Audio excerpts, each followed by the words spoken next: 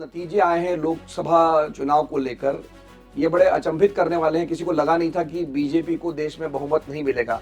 ये मतलब सिर्फ एग्जिट पोल की बात नहीं, लेकिन जनरली किसी को विश्वास नहीं होता था पहले कि ऐसा भी हो सकता है कि बीजेपी को अपने दम पर बहुमत मिल लेना। मैं बहुत खुश हूँ क्योंकि ये लोकतंत्र की जीत है। बीजेपी की सरकार तो बन गई, लेकिन बीजेपी को अपने बलबूते पर बहुमत नहीं मिला है। ये मेरे लिए बहुत ही महत्वपूर्ण बात है। तो मोदी को घर नहीं भेजा है। अगर ये लोग सुधर नहीं जाते तो अगली बार इनको घर ही भेजेंगे। मेरा ये कहना है कि इंडिया जो अलायंस है उसको बड़ी सफलता मिली है और इनको भी मैसेज दिया है मतदाताओं ने कि आपको हमने विपक्ष में बैठने के लिए कहा है। इस देश के लोकतंत्र को एक सक्षम विपक्ष चाहिए। आप विपक्ष में रहिए, 5 साल सरकार पर अंकुश रखिए। 3-4 महीनों में, अक्टूबर में, नवंबर में महाराष्ट्र में भी विधानसभा के चुनाव हो जाएंगे। तो इस बार आपको क्या लगता है कि मतलब जो सरकार है वो वापस चुनकर आ जाएगी, जो महायुति जिसको कहते हैं, जिसमें देखो आज विधानसभा चुनाव होते हैं तो महाविकास आघाड़ी जीत जाएगी, 100% जीत जाएगी। नमस्कार, मैं हूं मिलिंद खांडेकर और आप देख रहे हैं न्यूज तक। देश में लोकसभा चुनाव के नतीजे आ चुके हैं। बीजेपी को अपने दम पर बहुमत नहीं मिला है, लेकिन एनडीए को अपने दम पर बहुमत मिला है। और ये जो हुआ है उसमें 2 राज्यों की बड़ी भूमिका है। एक उत्तर प्रदेश, जहां बीजेपी को नुकसान हुआ है, और दूसरा है महाराष्ट्र, जहां कांग्रेस की 13 सीटें पिछली बार के बाद में बढ़ गई है। तो देश के इन नतीजों के बारे में, महाराष्ट्र के नतीजों के बारे में बातचीत करने के लिए मेरे साथ जुड़ रहे हैं जाने माने पत्रकार निखिल वागड़े। वागड़े जी महाराष्ट्र के ही नहीं, देश के ही बड़े पत्रकार हैं। इन्होंने महानगर अखबार की स्थापना की थी, जो एक इवनिंगर था। उस समय जो एस्टेब्लिशमेंट था उससे लड़ता था, और उसके बाद तमाम अखबारों में चैनलों के संपादक रहे हैं, और अभी वो एक राजनीतिक कार्यकर्ता भी है। निर्भय बनो आंदोलन भी चलाते हैं, अपना यूट्यूब चैनल भी चलाते हैं। निखिल जी, आपका बहुत बहुत स्वागत है। थैंक यू, धन्यवाद। तो निखिल जी, ये जो नतीजे आए हैं लोकसभा चुनाव को लेकर, ये बड़े अचंभित करने वाले हैं। किसी को लगा नहीं था कि बीजेपी को देश में बहुमत नहीं मिलेगा। ये मतलब सिर्फ एग्जिट पोल की बात नहीं, लेकिन जनरली किसी को विश्वास नहीं होता था पहले कि ऐसा भी हो सकता है कि बीजेपी को अपने दम पर बहुमत मिल लेना। तो ये जो नतीजे आए हैं देश भर के, हम महाराष्ट्र की चर्चा बाद में करेंगे, उसको लेकर आप क्या सोचते हैं? मैं बहुत खुश हूँ क्योंकि ये लोकतंत्र की जीत है। बीजेपी की सरकार तो बन गई, लेकिन बीजेपी को अपने बलबूते पर बहुमत नहीं मिला है। ये मेरे लिए बहुत ही महत्वपूर्ण बात है। देखिए, इस देश की जनता जो है वो सब चीज देखती है। इमरजेंसी के वक्त भी 19 महीने तक लोग चुप रहे। इस बार 10 साल तक लोग चुप रहे, लेकिन महंगाई बढ़ती जा रही थी, फिर बेरोजगारी तो है ही यहाँ, बाकी सारी समस्याएं थी। मोदी सरकार किसानों के साथ ठीक बर्ताव नहीं कर रही थी, सामाजिक राजकीय कार्यकर्ताओं को जेल में डाल रही थी, अपने जो राजनीतिक विरोधक है उनको भी जेल में डाल रही थी। मोदी सरकार ने संविधान के साथ खेल किया था। सारी जो कॉन्स्टिट्यूशनल इंस्टीट्यूशंस है इनको दबाने का काम किया था। महाराष्ट्र में तो हमारी यह अपेक्षा थी कि इस बार तो महाविकास आघाड़ी यानी उद्धव ठाकरे की शिवसेना, शरद पवार और कांग्रेस का जो अलायंस है उनकी ही जीत होगी। मैंने तो मेरे वीडियो में बता दिया था चुनाव के पहले कि इनको कम से कम 24 सीट मिलेगी। हमारा यह मानना था कि इसमें सबसे कमजोर कड़ी जो थी वो कांग्रेस थी, और कांग्रेस को जितनी ज्यादा सीटें मिलेगी उतनी ये सीट बढ़ेगी। तो अभी देखिए, महाविकास आघाड़ी की 33 सीट्स आई है। मुझे लगता है हमारे लोग देखते हैं, हमारे लोग सोचते हैं, और योग्य समय आते ही इस देश का मतदाता जो है अपना फैसला सुनाता है। इस बार उसने सुना दिया। मोदी जी, हम लोग आपको इशारा दे रहे हैं कि आप जो ये जुल्म जबरदस्ती कर रहे हैं वो मत कीजिए। आप मीडिया को सेंसर मत कीजिए, मीडिया पर दबाव मत डालिए, आप साफ सुथरी सरकार चलाइए। देखो, मोदी को घर नहीं भेजा है। अगर ये लोग सुधर नहीं जाते तो अगली बार इनको घर ही भेजेंगे। मेरा ये कहना है कि इंडिया जो अलायंस है उसको बड़ी सफलता मिली है और इनको भी मैसेज दिया है मतदाताओं ने कि आपको हमने विपक्ष में बैठने के लिए कहा है। इस देश के लोकतंत्र को एक सक्षम विपक्ष चाहिए। आप विपक्ष में रहिए, 5 साल सरकार पर अंकुश रखिए, और बाद में अगर आप अच्छा काम करेंगे तो हम आपके बारे में सोचेंगे। तो मुझे लगता है इंडिया अलायंस को भी जल्दबाजी में मोदी की सरकार गिरानी नहीं चाहिए और अपनी सरकार बनाने की कोशिश नहीं करनी चाहिए। ये तो निखिल जी, आपने इमरजेंसी का जिक्र किया और मुझे याद है कि आप छात्र भारती जो आप उस समय सक्रिय थे, इमरजेंसी के समय भी आपने वो समय देखा हुआ है उसके आसपास का। तो वो समय और ये समय में कोई तुलना है क्या? क्योंकि लोग कहते हैं वो तो घोषित इमरजेंसी थी, मतलब कॉन्स्टिट्यूशन में भी जो है वो इमरजेंसी मतलब वहाँ लगाई गई थी। यहाँ तो मोदी जी विरोध करते हैं कि भाई इमरजेंसी देखिए कितना बड़ा नुकसान हुआ देश में इमरजेंसी लगा के। देखो, जैसे तुमने कहा कि पहली इमरजेंसी तो डिक्लेयर्ड इमरजेंसी थी, ऑफिशियल इमरजेंसी थी। ये अनडिक्लेयर्ड और अनऑफिशियल इमरजेंसी थी इस वक्त। मेरे ख्याल से ये जो अनडिक्लेयर्ड इमरजेंसी है वो सबसे ज्यादा खतरनाक है, क्योंकि मोदी जी तो कॉन्स्टिट्यूशन को बंद नहीं कर रहे थे, वो कॉन्स्टिट्यूशन को कमजोर कर रहे थे, कॉन्स्टिट्यूशन पर छुपा हमला कर रहे थे। इंदिरा गांधी ने तो कॉन्स्टिट्यूशन पर खुलेआम हमला किया था, कॉन्स्टिट्यूशनल अमेंडमेंट्स किए थे और सबके सब अपोजिशन को जेल में डाला था। मोदी जी की चाल ये थी कि मोदी जी अपने खिलाफ जो विरोधी पक्ष नेता है उनको जेल में डाल रहे थे, अपने खिलाफ जो कार्यकर्ता है उनके ऊपर यूएपीए लगा रहे थे। अभी देखो, आज भी उमर खलीद को बेल नहीं मिला है। ऐसे कहाँ होता है? तो क्योंकि बेल जो है, ऐसे कहते हैं ना, bail is the rule, jail is an exception. तो ये सारा बदल दिया मोदी ने। अनडिक्लेयर्ड इमरजेंसी में इमरजेंसी घोषित नहीं की, लेकिन ये इमरजेंसी ही थी। मैंने वो इमरजेंसी भी देखी है, लेकिन उस इमरजेंसी में खुलेआम जेल में डालते थे अपोजिशन को।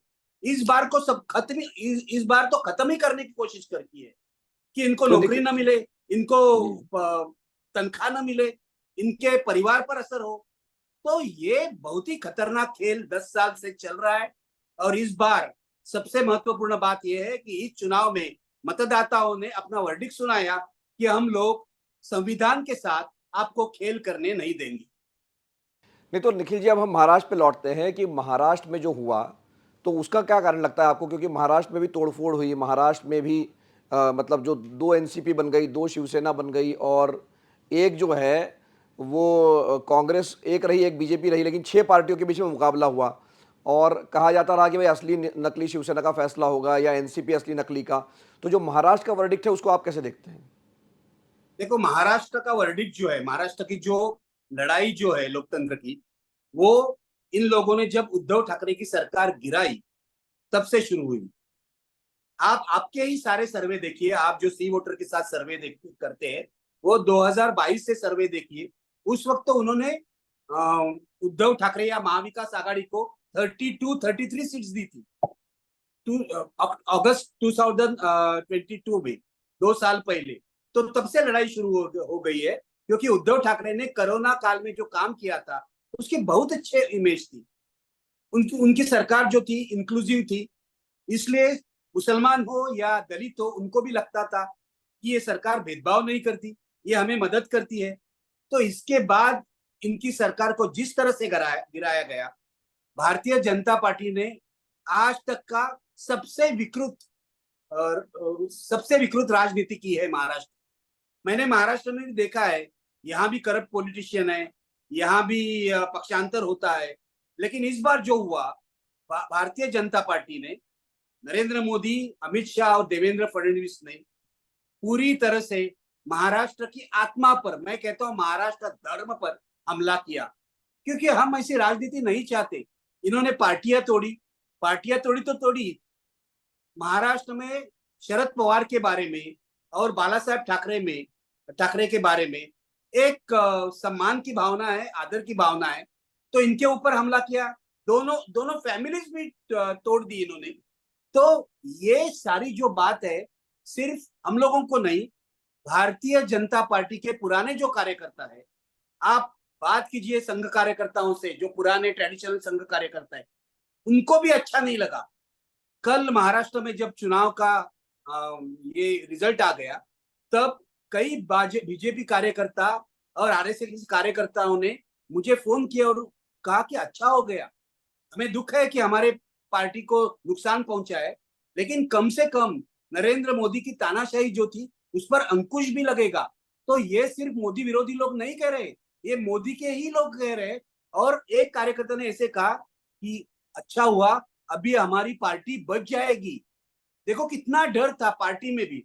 और ये जो अलायंस था ना फडणवीस, शिंदे और अजित पवार का, वो बीजेपी कार्यकर्ताओं को, आरएसएस के कार्यकर्ताओं को भी मंजूर नहीं था। इस चुनाव में बीजेपी कार्यकर्ता और आरएसएस के ट्रेडिशनल वोटर्स ने अजित पवार और एकनाथ शिंदे को ज्यादा वोट नहीं दिए हैं।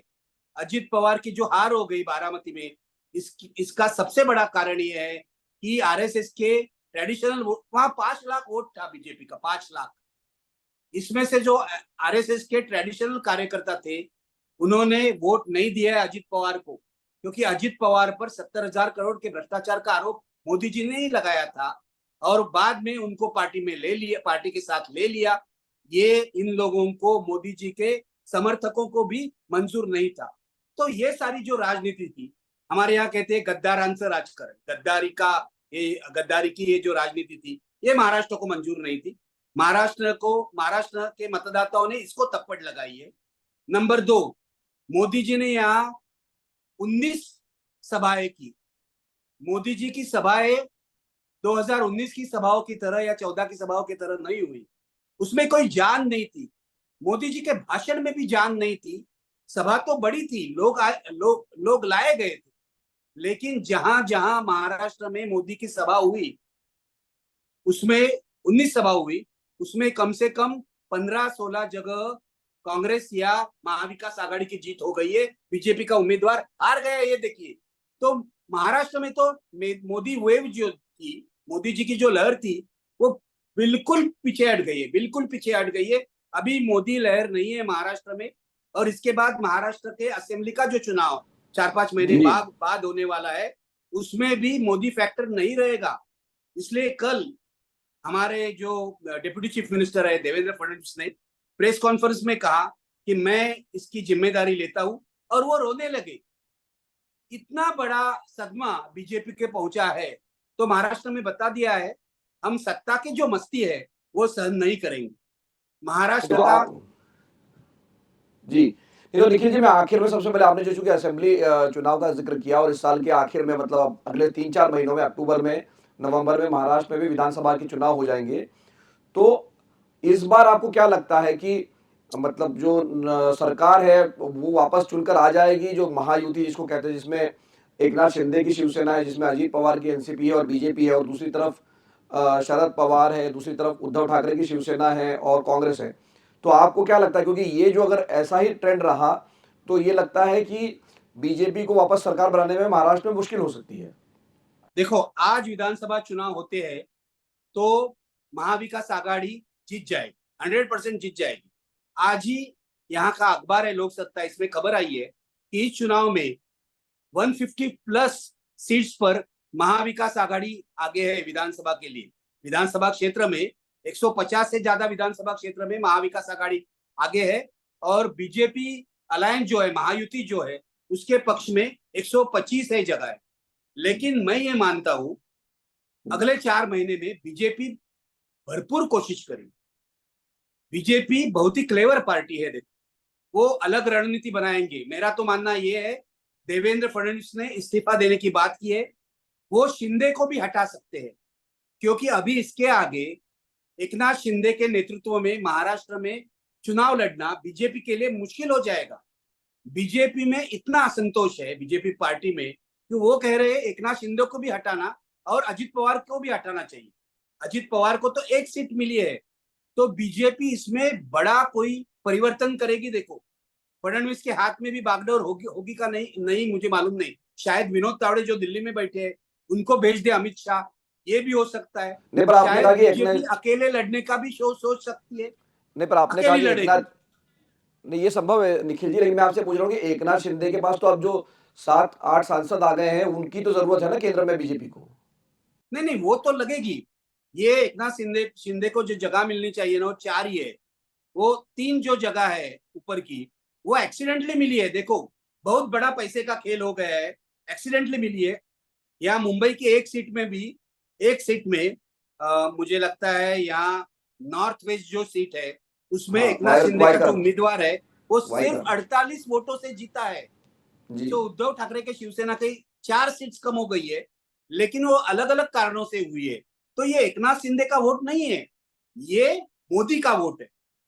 असेंबली इलेक्शन में ये एकनाथ शिंदे को नहीं मिलेगा, अजित पवार को नहीं मिलेगा, सिर्फ बीजेपी को मिलेगा। देखिए आप, इस चुनाव में भी बीजेपी का जो वोट परसेंटेज है वो घटा नहीं है, वो 26% ही है। और महाविकास आघाड़ी का वोट परसेंटेज और महायुति का वोट परसेंटेज बराबर है। तो मुझे लगता है असेंबली चुनाव जो है कांटे की टक्कर होगी, इससे भी ज्यादा कांटे की टक्कर होगी। अगर बीजेपी चुनाव अकेला लड़ती है तो शायद बीजेपी को ज्यादा सीट मिलेगी, लेकिन इनके साथ लड़ती है तो ये लोग इतने बदनाम हुए तो बीजेपी का नुकसान होगा। इसलिए बीजेपी के कार्यकर्ता दबाव बना रहे हैं अपने नेताओं पर कि हमें अकेले लड़ना चाहिए। तो महाराष्ट्र में बड़ा फेरबदल होने जा रहा है अगले 3 महीने में। जी निखिल जी, बहुत बहुत धन्यवाद इस बातचीत के लिए। तो हमारे साथ थे निखिल वागले, जो कि वरिष्ठ पत्रकार है, संपादक रह चुके हैं और अभी भी जाने माने यूट्यूबर है, आंदोलनकारी भी है। तो उनका ये कहना है कि जो महाराष्ट्र में हार हुई है, इसका असर आने वाले समय में विधानसभा चुनाव में भी हमें देखना पड़ेगा, मिल सकता है। और दूसरी बात ये भी है कि बीजेपी क्या अकेले चुनाव लड़ेगी या अपने साथियों के साथ लड़ेगी, ये भी देखने वाली बात होगी। निखिल जी, इस बातचीत के लिए बहुत बहुत धन्यवाद आपका। धन्यवाद, शुक्रिया।